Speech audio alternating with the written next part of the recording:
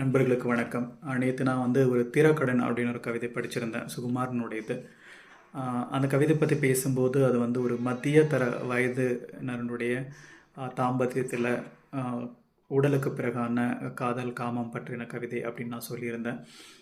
ஆனால் அந்த கவிதையில் தொடக்கமாக வயசு வராது. அது நானாக ஊகிச்சு உணர்ந்து தான் அதை சொல்லியிருந்தேன். பட் இப்போ படிக்கிற ஒரு கவிதை அதே மாதிரி ஒரு மத்திய தர வயது உள்ள ஒரு தம்பதிகள் பற்றின ஒரு கவிதை. இதில் வயசுங்கிறது வெளிப்படையாகவே வருது.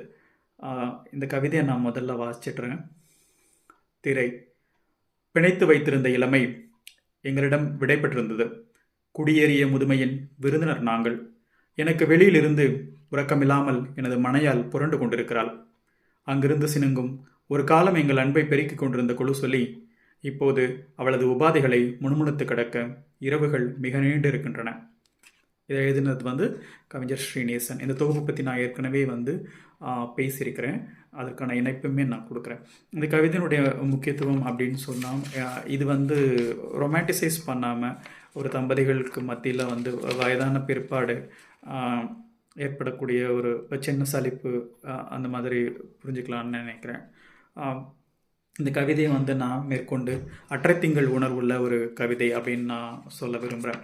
அற்றைத்திங்கள் உணர்வு அப்படின்னா என்னென்னா, நண்பர்கள் வாசிச்சிருக்கலாம். புறநானூரில் ஒரு பாடல் உண்டு, அற்றைத்திங்கள் அவ்வெண்ணிலவில் அப்படின்னு ஒரு பாட்டு உண்டு.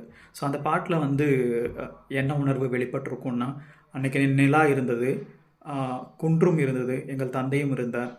இப்போ அந்த நிலா இருக்குது, ஆனால் அந்த குன்றும் எங்களிடம் இல்லை, தந்தையும் எங்களை விட்டு பிரிந்து விட்டார் அப்படின்னு ஒரு பாரி மகளிர் பாடக்கூடிய ஒரு பாட்டு அது. அதில் ஒரு பொருள் நித்தியமாக இருக்கும், ஒரு தருணம் நித்தியமாக இருக்கும், ஒரு பொருள் நித்தியமாக இருக்கும். பட் அந்த முன்னாடி நிகழ்ந்த ஒரு நிகழ்வு இப்போ அதோட காட்சிகள் மாறி இருக்கும். முன்னாடி நடந்த ஒரு விஷயம் இப்போ வேறு விதமாக இருக்கும். ஒரு இழப்புணர்வு அந்த கவிதையில் இருக்குது. அதோட துறை கூட கயிறு நிலை அப்படின்னு நினைக்கிறேன். அந்த மாதிரி இதில் ஒரு பொருள் இருக்குது. அங்கே நிலா மாதிரி இங்கே கொலுசு அப்படிங்கிற பொருள். அப்போ இருந்த கொலுசு இப்போ எப்படிப்பட்டதாக மாறி இருக்கு அப்படின்னு சொல்லி இந்த கவிதை. பிணைத்து வைத்திருந்த இளமை எங்களிடம் விடைபெற்றிருந்தது. குடியேறி முதுமையின் விருந்தினர் நாங்கள். எனக்கு வெளியிலிருந்து உறக்கமில்லாமல் எனது மனையால் புரண்டு கொண்டிருக்கிறாள்.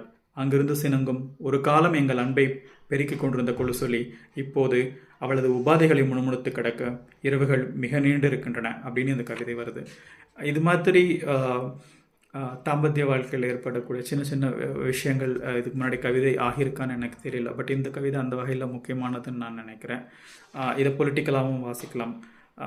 பட் என்னுடைய வாசிப்புங்கிறது ரசனை அடிப்படையில் நான்